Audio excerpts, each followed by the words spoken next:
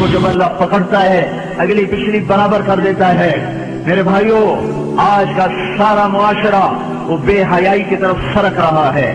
اگر ہم نے توبہ نہ کی اور اسی طرح ہمارے گھروں میں کیبل چلتے رہے اور یہ ننگے ناچ چلتے رہے تو انتظار کرو قوم لوط کی کڑک کا اور ان کے پتھروں کا اور ان کے عذاب کی بارش کا۔ اگر توبہ نہ کی تو کوئی دنیا کی طاقت نہیں جو ہمیں اللہ پاک کے عذاب سے بچا سکے۔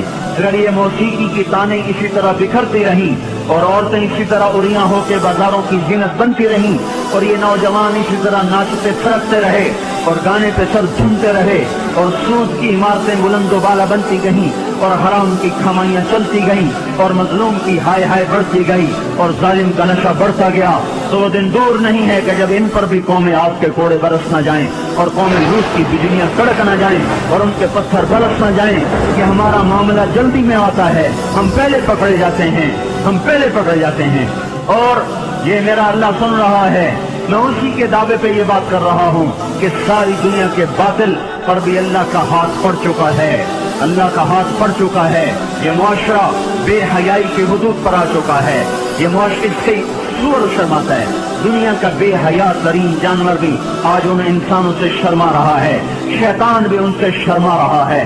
وہ بے حیائی کی حدود سے آگے جا چکے ہیں، وہ انسانیت کی چادر اتار چکے ہیں، وہ انسان نہیں ہیں، وہ جانور بھی نہیں ہیں، وہ جانوروں سے بھی بدتر ہیں، یہ زمین پر بوجھ ہیں۔ ایٹمی طاقت ہونا اللہ کو للکار نہیں سکتا، ایٹمی طاقت ہونا اللہ کو ڈرا نہیں سکتا، کائنات کے انسانوں کا خون کر دینا انہیں اللہ کے دربار میں کوئی کبھی نہیں بنا سکتا۔ ان قریب اللہ کا ہاتھ پڑنے والا ہے، وہ پکڑ کے دکھائے گا۔ وَكَذَلِكَ أَخْذُ رَبِّكَ إِذَا أَخَذَ الْقُرَىٰ وَهِيَ ظَالِمَةٌ إِنَّ أَخْذَهُ أَلِيمٌ شَدِيدٌ۔ اللہ تعالیٰ بے حیاؤں کو مہلت نہیں دیتا، اللہ تعالیٰ بے غیرتوں کو مہلت نہیں دیتا۔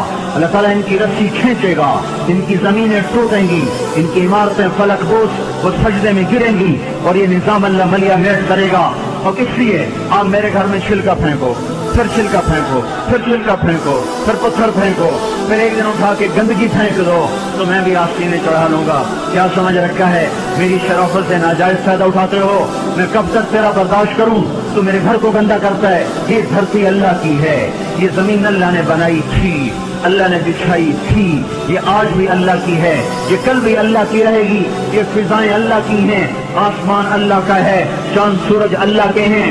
یہاں اللہ تعالیٰ بدماشی کو کچھ تو مہلت دیتا ہے۔ آپ نے زمین کو زنا سے گندا کیا، وہ دیکھتا رہا، سود سے گندا کیا، وہ دیکھتا رہا، مظلوموں کو خون بہائے، وہ دیکھتا رہا، گھروں کو آگ لگائی، وہ دیکھتا رہا، ناچنا شروع کر دیا، وہ دیکھتا رہا، گھر گھر میں گانے بجانے اور گانے بجانے کے آلات عام ہو گئے، وہ دیکھتا رہا، رنڈیاں گانے والیاں معزز ہو گئیں، وہ دیکھتا رہا، فاسق فاجر زانی شرابی وہ آپ کے ہیرو بن گئے، وہ دیکھتا رہا، ظالم حکمران بن گئے، وہ دیکھتا رہا۔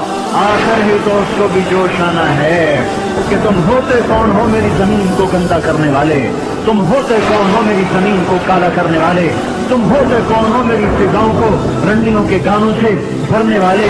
میں خود آ رہا ہوں، اقام اللہ فلا تستعجلوہ، جلدی نہ مچاؤ، میں آ رہا ہوں۔